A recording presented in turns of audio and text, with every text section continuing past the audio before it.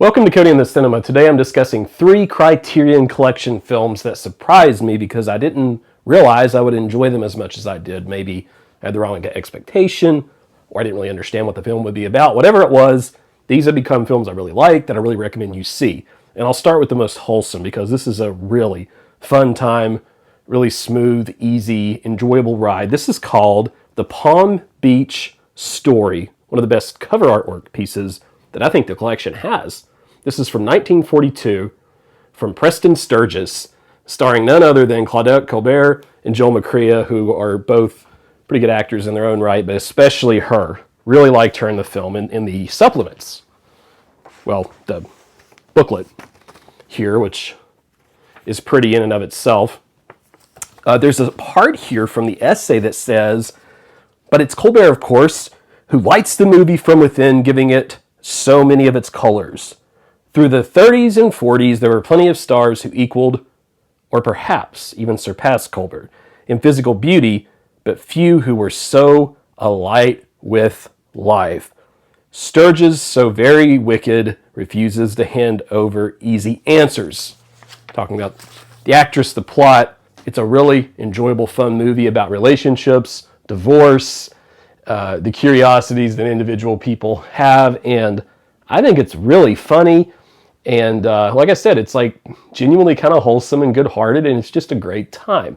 So this woman is living with her husband, and they are not being able to pay the bills. He's not very successful. She's not very successful. She's kind of a terrible cook at the very least, and he can't make a buck to save his life. But they fall into some good fortunes as they actually try to go through the process of divorcing, and she decides she's going to go to Palm Beach to get this divorce. He chases her. And in one part of this zany series of antics, she's on a train, and there are some hunting dogs and some rich gentlemen who go a little bit too crazy with the alcohol and the booze in the train, and they make a big ruckus. And then she runs into another rich guy. In the film, it's funny because you can read a little bit more about Sturgis's sense of wealth here in the supplements, but it's hard to kind of pin down exactly how you should feel about these people with all this money that they just sort of like throw at our couple in this unlikely but, you know, kind of believable way. And the whole thing to a point is contrived purposefully. So it's just a lot of fun to hang out with these characters through this journey. Joel McCrea, like, he had a real William Holden vibe in this. In fact, when I went back and rewatched it, I thought, like, that's who I thought was in it.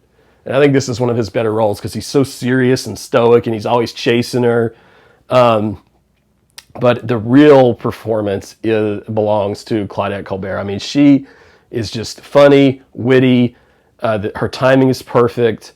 And like any good Sturges film, the dialogue is just quick, snappy. It all works well. It's a great comedy. You definitely have to see it with a bizarre but perfect ending. I told my wife, I said, I don't know how you're going to feel about the ending. There are mixed thoughts on it. She agreed with me that it kind of fit the camp of the movie, and I just really like it a lot. So if you all like Palm Beach Story, you'll have to let me know. I love this little drawing of the dogs here. And they have a picture of this old man who's really funny. He can't hear very well, and he's one of the characters she runs into really early on in the Palm Beach Story. Got this one on a little bit of a discount on eBay. It's just such a pretty set, you know? Makes you feel like you're going down to Flamingo, Florida in the Everglades. I don't know. Love it. Love that.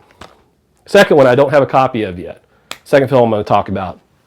I did watch it on the Criterion channel. I don't think there's a Blu-ray. I think there's only a DVD of this, but I do want to get a copy sooner or later, so you all will have to tell me what your preferred copy is of Cronenberg. David Cronenberg's 1988 Dead Ringers.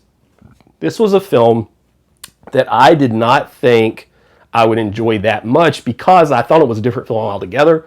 I thought it had to do with something completely different. I didn't realize that this was about these two twins, both played by Jeremy Irons, and they, you know, since birth, they've kind of looked the same. They've had same interests.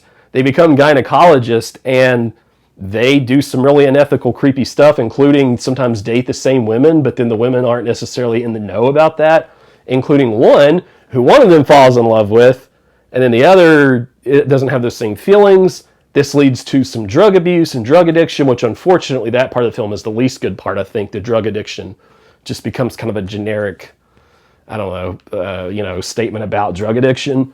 But other than that, like the rest of it's really compelling, especially when you see these two different sides of Jeremy Irons. Like he kind of seems so when you're watching the one brother who's in love with her and the other one who's not, the one seems just a little bit different, a little bit weaker, a little bit less confident, a little bit less composed. And the other one is like the exact opposite, except they still both kind of feel like the same person in a way, like two halves of a greater whole. And it's not just because they're played by the same actor. I think Jeremy Irons really gave his all to this. Sometimes you do get them confused almost on purpose, and you start losing your grasp of reality on who these characters even are altogether, how they're going to deal with their medical practice, their research, and the tools that you'll see on all the different covers are really creative parts of what amounts to horror in the film. And the body horror that is in the film is great. I really like the ending, other than, like I said, I just wish that, the drug part would have felt a little bit less like been there, done that. It's a small criticism. It is a really good film. There could have been a little bit more explored about their individual identities maybe, but I think Dead Ringers is just such a strong performance from Jeremy Irons.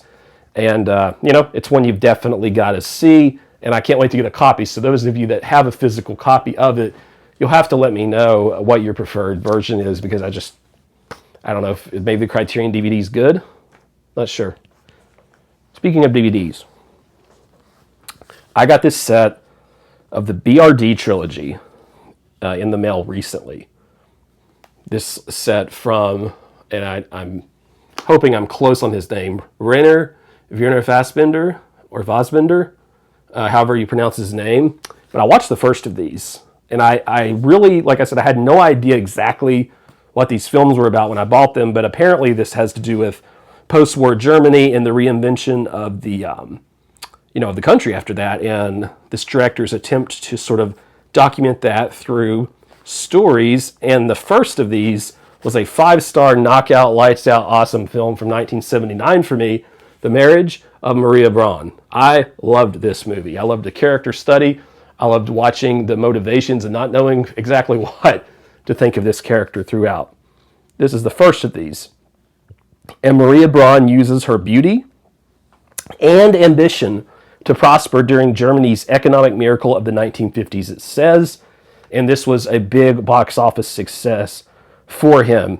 And I think of the character study kind of films I've seen in the collection, this is one of my favorites in terms of it being kind of all in on a really key performance from an actress. And she is just phenomenal in this. So thank you all who have recommended this director to me. I really like the film. And this was a DVD copy. And it looked gorgeous, all the different colors and the reds in the film, the green, it just all looked really good. And I can't imagine seeing this in like 4K or something. But this woman in the film goes through a series of relationships. It's not all about her marriage exactly. It's about other pieces of her life as well, to kind of work around the spoiler there a little bit. She is involved with a soldier from America at one point.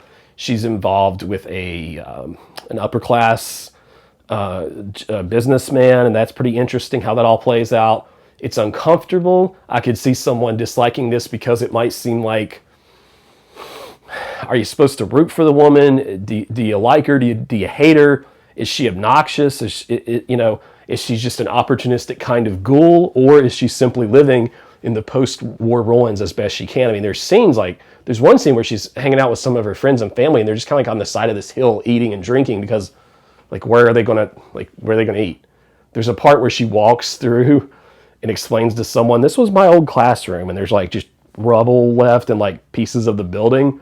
But that part is always very much a background to the character study, and there is noise consistently throughout. You hear construction going on all the time. Sometimes you hear sport events from sports on the radio. It's like there's always some distraction in the background keeping these characters and you from ever being really settled.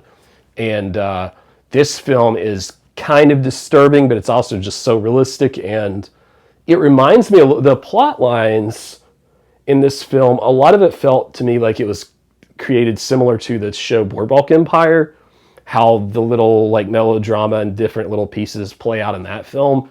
The acting was superb, and I just fell in love with the film, and I can't recommend it enough.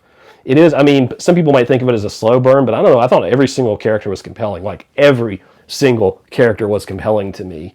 There's a little bit of commentary here about working class versus wealthy, not quite a lot, you know, kind of like how I talked about the Palm Beach story has some of that, but maybe in an indirect way. But it is really something. I love the cover art here. Sometimes the DVDs are really strong, just, you know, for what they are. But check it out if you haven't. I'm going to keep watching this and see what I think. But I got this for a pretty good deal, and like I said, the DVD looks good to me. I can't imagine how good a better restoration would be. But those are my recommendations for movies that surprised me, that were even better than I thought they'd be. What are some Criterion Collection movies that surprised you? Tell me in the comments. Click that thumbs up like button for me, and subscribe if you haven't to Cody in the Cinema.